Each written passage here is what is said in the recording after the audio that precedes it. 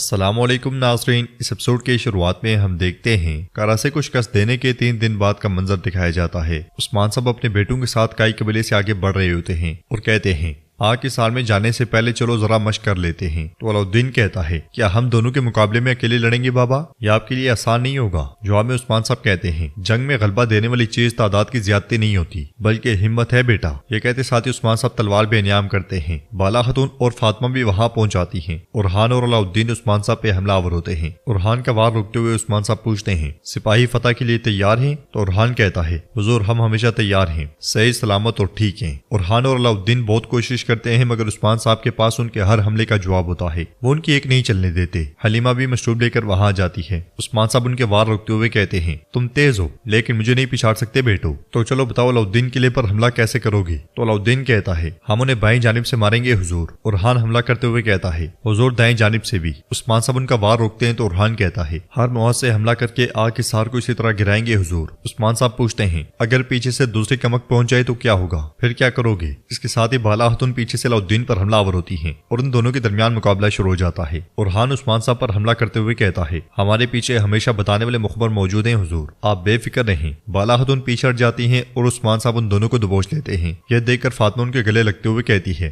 بابا بابا ایسا نہ کریں، میرے بھائیوں کو تکلیف نہ پہنچائیں۔ یہ دیکھ کر بالا خاتون کہتی ہیں نہیں لگتا ہے کہ تم تینوں ایک ہو کر بھی ہمیں ہرا دو گے، کیا تمہیں لگتا ہے یہ اتنا آسان نہیں ہے؟ عثمان صاحب ان دونوں کو چھوڑتے ہوئے کہتے ہیں دیکھو میری بیٹی تم بہانے کر رہی ہو، تم میری کمزوری کو اچھی طرح جانتی ہو، یہ تمہارا شکریہ ادا کریں۔ اس کے ساتھ ہی عثمان صاحب ان سب کو اپنی بازو میں لے لیتے ہیں۔ وہ سبھی بہت زیادہ خوش دکھائی دیتے ہیں۔ انہیں دیکھتے ہوئے حلیمہ کافی تکلیف میں دکھائی دیتی ہے اور غصے سے کہتی ہے میرا خاندان بھی میرے ساتھ ہو سکتا تھا، میری ماں، میرے بابا، شاید میرے بہن بھائی بھی، تم نے ان سب کو مجھ سے چھین لیا۔ یہ کہتے ساتھ وہ اس لمحے کو یاد کرتی ہے جب بالا خاتون کے پیچھے مڑنے پر قبر کے پاس اس نے خنجر چھپا لیا تھا اور جانے لگی تھی۔ بالا خاتون نے کھڑے ہو کر پوچھا تھا بیٹی یہاں کیا ڈھونڈ رہی ہو؟ تو حلیمہ نے کہا تھا آپ کو اکیلے قبرستان میں آتے ہوئے دیکھا تو آپ کو تنہا نہیں چھوڑنا چاہتی تھی، ویسے بھی اب میں باجیان میں سے ہوں، ہے نا؟ بالا خاتون نے کہا تھا ہاں بالکل ایسے ہی ہے۔ قبر کو دیکھتے ہوئے حلیمہ نے پوچھا تھا یہ کون ہے؟ تو بالا خاتون نے کہا تھا یہ وہ ہے جو کبھی بڑی نہیں ہوگی، میری چھوٹی بیٹی، اولاد نقش کی طرح ہوتی ہے بیٹی، وہ چلی بھی جائے تو بھی ہمیشہ ساتھ رہتی ہے۔ حلیمہ نے کہا تھا خاندان بھی ایسا ہی ہوتا ہے، اس کی عدم موجودگی کا درد بہت بڑا ہوتا ہے لیکن یہ درد مجھے زندہ رکھے ہوئے ہے۔ بالا خاتون نے کہا تھا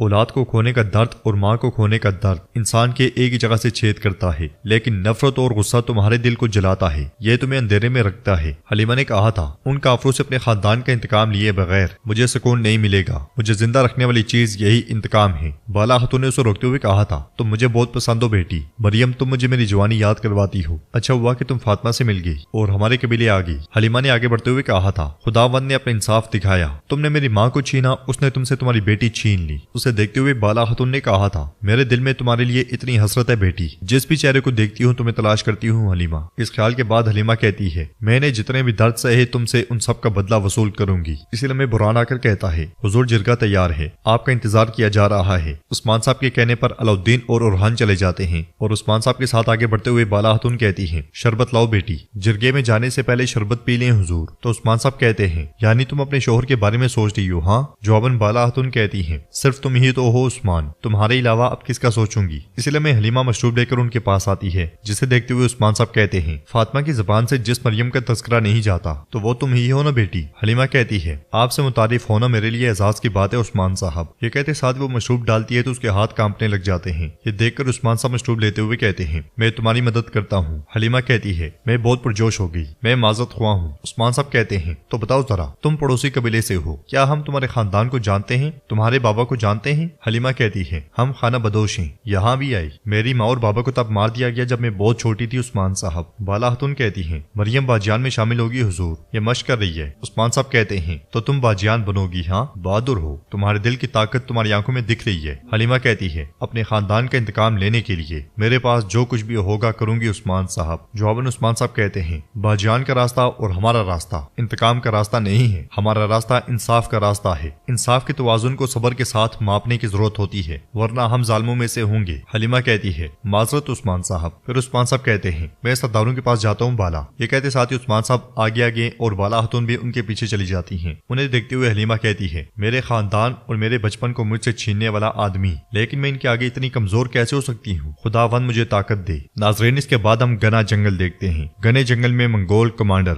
کمانڈر کے گھوڑے کے ساتھ ایک شخص کی لاش بندی ہوتی ہے اور منگول سپاہی بڑی تعداد میں اس کے ساتھ ہوتے ہیں۔ آگے بڑھتے بڑھتے وہ عثمان صاحب کی حدود تک جا پہنچتا ہے۔ کائی سپاہی اسے روکتے ہوئے کہتا ہے کائی حدود میں ہو، تم کون ہو؟ منگول کمانڈر کہتا ہے میں عمارتوں کو گھٹنے ٹیکوانے والی، دنیا میں نظام لانے والی عظیم منگول سلطنت کے مرکزی کمانڈر اولوگا کا ایلچی ہوں۔ یہ سنتے ساتھ ہی کائی سپاہی آگے بڑھتے ہوئے پوچھتے ہیں یہاں کیا ڈھونڈ رہی ہو؟ تو کمانڈر کہتا ہے عمارت بننے والے عثمان سے بیعت لینے اور اس پہ واجب الادا ٹیکس وصول کرنے۔ اگر تم ہمیں روکنے کی کوشش کرتے ہو تو تمہارا انجام بھی ان غافلوں جیسا ہوگا۔ اگر تم میرے گھوڑے کے پیچھے نہیں گھسیٹے جانا چاہتے تو راستے سے ہٹو۔ مگر کائی سپاہی تلواریں بے نیام کر لیتے ہیں اور ایک سپاہی کہتا ہے ہم تمہیں ان لاشوں کے ساتھ گزرنے کی اجازت نہیں دیں گے جو تم اپنے پیچھے گھسیٹ رہے ہو، ہم عثمان صاحب کو خبر دیں گے۔ منگول کمانڈر کہتا ہے میں جیسے چاہوں گا ویسے گزروں گا، اس میں نہ تو تم اور نہ عثمان رکاوٹ بن سکتا ہے۔ یہ سنتے ساتھ ہی کائی سپاہی حملہ کرنے کے لیے آگے بڑھتے ہیں، مگر منگول زبردست اندازی کر کے ان سب کو مار گراتے ہیں۔ کمانڈر کہتا ہے منگولوں کے خلاف سر اٹھانے والوں کا انجام موت ہے۔ نوکرو ہم عثمان کے قبیلے جا رہے ہیں، شاباش۔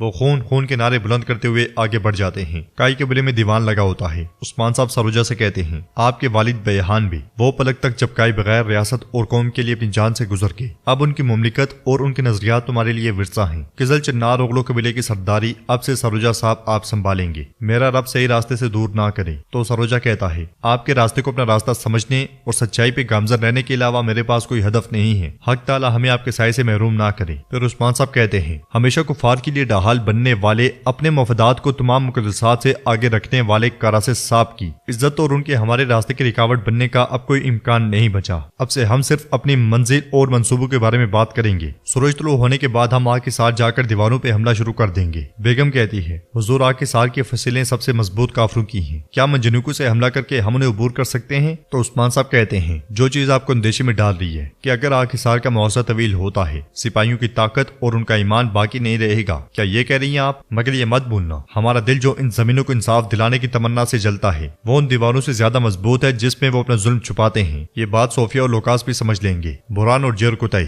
تم دونوں میرے ساتھ مرکزی مواز پہ ہوگی، اورحان اور علاؤدین تم دونوں بائیں جانب ہوگی، بیگم خاتون اور ساروجا آپ دونوں دائیں طرف سے جائیں گے۔ میں کوئی غلطی نہیں چاہتا، ہم ہرگز شکست نہیں کھائیں گے۔ آگ کے سار کے میدان میں اذان محمدی کے پڑھے جانے اور اس کی دیواروں پہ کائی جھنڈا لہرائے جانے تک ہرگز نہیں رکیں گے۔ ادھر ہم دیکھتے ہیں کہ آگ کے سار قلعے میں سپاہیوں کی دوڑیں لگی ہوتی ہیں اور وہ حفاظتی اقدامات بڑھا رہے ہوتے ہیں۔ ہیرستو لوکاس اور صوفیہ کے پاس آ کر کہتا ہے مخبروں کی جانب سے خبر ہے عثمان نے تیاری مکمل کر لی ہے۔ تو لوکاس کہتا ہے آؤ عثمان آؤ، سپاہیوں دیواروں میں ایک بھی سوراخ نہیں ہوگا، سب مکمل ہوگا۔ یہ کہتے ساتھ ہی لوکاس آگے بڑھتا ہے اور مزید کہتا ہے تمام لمبی حد والی کمانوں کو دیواروں کے اوپر لے جایا جائے گا، اڑتی ہوئی آگ بھی اپنے ساتھ لے لو۔ یہ جنگ ختم نہ ہو جانے تک تمہیں سونے یہاں تک کہ آرام کرنے سے بھی منع کر رہا ہوں۔ ہیرستو تم ان کی قیادت کرو گی۔ صوفیہ آگے بڑھتے ہوئے کہتی ہے تو کراسی ایک بوڑھا بزدل تھا، ہاں عثمان کے خلاف نہیں ٹھہر سکا اور دم دبا کر بھاگ گیا۔ لوکاس کہتا ہے ہم ٹھہریں گے صوفیہ، عثمان کو ایک قلعہ تک نہیں دیں گے۔ صوفیہ پوچھتی ہے ایزنک کے قلعے دار کی طرف سے کوئی خبر ہے؟ کیا مدد روانہ ہو گئی ہے؟ جواب میں لوکاس کہتا ہے فکر نہ کرو، جب عثمان ہماری دیواروں پر آئے گا تو ہم اسے انتہائی غیر متوقع طریقے سے ماریں گے، اس کی پیٹھ سے۔ تو ناظرین اس کے ساتھ یہ ایپیسوڈ بھی اختتام پذیر ہوتی ہے۔ اگر آپ کو ویڈیو پسند آئی تو ویڈیو کو لائک کر دیں، چینل کو سبسکرائب نہیں کیا ہوا تو سبسکرائب کرنے کے ساتھ ساتھ گھنٹی والے آئیکن کو دبانا مت بھولیں۔ انشاءاللہ ملتے ہیں نیکسٹ ویڈیو میں، تب تک کے لیے رکھیں اپنا اور اپنوں کا بہت زیادہ خیال۔